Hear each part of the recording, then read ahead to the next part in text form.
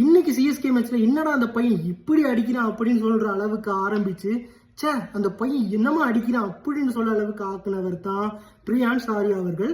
இவர் ஆர்யா அவர்கள் ஆரம்பத்தில் இந்த வருஷம் தான் ஐபிஎல் டெபியூட்டே ஆனார். அதுவும் குஜராத் லைன்ஸோட தான் ஐபிஎல் டெபியூட் ஆகியே அங்கே 47 ரன்ஸ் அடிச்சிருந்திருந்தாரு. அதுக்கப்புறம் பார்த்தீங்கன்னா சிஎஸ்கேவோட இந்த மேட்ச்ல செஞ்சுரியா பைவில் போட்டுட்டாரு. இவரை பற்றி ஒரு இன்ட்ரெஸ்டிங்கான இன்னொரு விஷயம் சொல்லவா, இவர் லிஸ்டே கேரியர்ல கிட்டத்தட்ட 6 balls in 6 sixes அடிச்சிருக்காரு. அந்த ஒரு விஷயத்தை வச்சு தான் இவருக்கு ஐபிஎல் கான்ட்ராக்டே கிடைச்சிச்சு அப்படின்னு சொன்னா உங்களால் நம்பக்கூடியதாக இருக்கா? எஸ், இந்த ஒரு விஷயத்தை வச்சு தான் அவர் லிஸ்டே கரியர்ல கிட்டத்தட்ட 7 மேட்ச் தான் விளையாண்டுருக்காரு.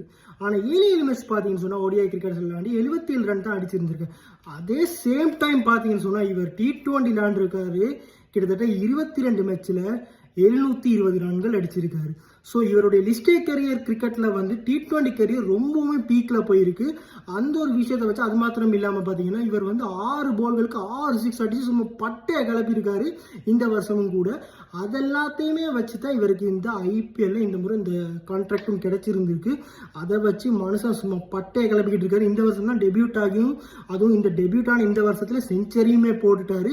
இன்னுமே அவர் பெர்ஃபார்ம் நல்லாவே பண்ணிக்கிட்டு இருக்காரு. இவர் ஒரு பேட்ஸ்மேன் மட்டும் இல்லை, இவர் ஒரு ஆஃப் ஸ்பின்னும் போடக்கூடிய ஒரு போலர் கூடவே. ஸோ இவருடைய பெர்ஃபார்மன்ஸுக்கு இன்னைக்கு சிஎஸ்கே ஃபேன்ஸ்ல யாரெல்லாமே ரசிச்சு பார்த்தீங்கன்றதை கமெண்ட்ல சொல்லிட்டு போயிருங்க.